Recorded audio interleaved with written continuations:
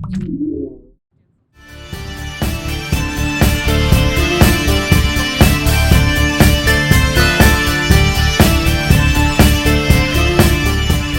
so now we're at the very top of Queen Street here in Enniskillen. Some would argue, me included, that at the time probably the most significant street in the town. It housed, I think, in 1841 about 304 people lived here in Queen Street. It formed, if you like, the edge to what became the back street, sometimes referred to as the Dardanelles. Down Queen Street here we have what is locally known as the She Barracks, which was the married military quarters in the town. Later it became known as Proctor's Flats. At the junction of Queen Street and Head Street, where we have the She Barracks, again at the beginning of the 19th century, we have a row of houses called Sharp's Row, constructed by a gentleman called John Sharp. At the very bottom of Queen Street now, we have the police station.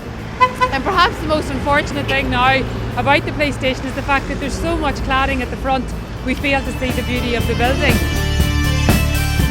Some which people walk past probably every day after come up Queen Street is the Queen Stone here and the Queen Stone on the other end of the street. These were used at a time to cordon off the street if it was being used for military purposes for a parade, given that we have, of course, the military barracks at the bottom of the street where the police station now stands. If you look very carefully at the bottom of the Fort Hill Street as well, you will see one of these, which has almost been absorbed into the side of what is now the Saddler's Restaurant.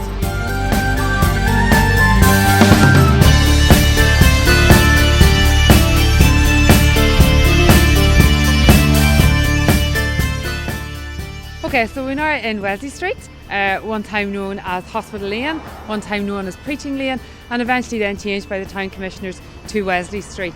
The significance of this being, of course, that there was a Wesleyan chapel on the site from the late 18th century. Wesley Street is just off Darling Street here in the town and leads us down nicely into what was Wellington Place, and up from Wellington Place, Wellington Lane.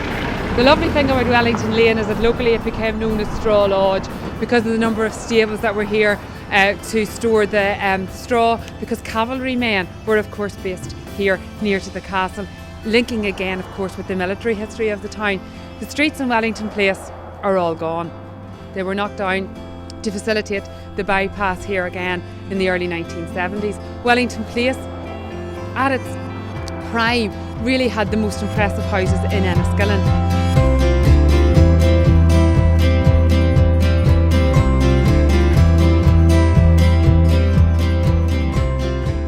Standing now at what would have been Brook's Tavern, okay, and directly behind me we have the Brook.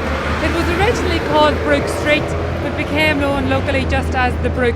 Further on out the Brook we have the fantastic houses of Willoughby Place. Further out here then, if we were to make our way out towards the Sligo Road, before we reach the Sligo Road we meet Henry Street. Henry Street used to be called Beggar's Row. Beggar's Row because refugees actually fleeing the French rebellion at the end of the 18th century made their way to Enniskillen, and they met the guardhouse here on the bridge into Enniskillen. They were refused entry, so logically they set up their own little cabins here on what became known as Beggar Row.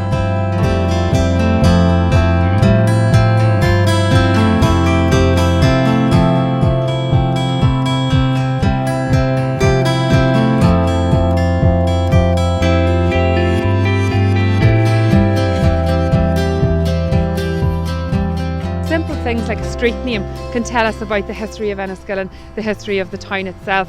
So it's a fascination which can only grow.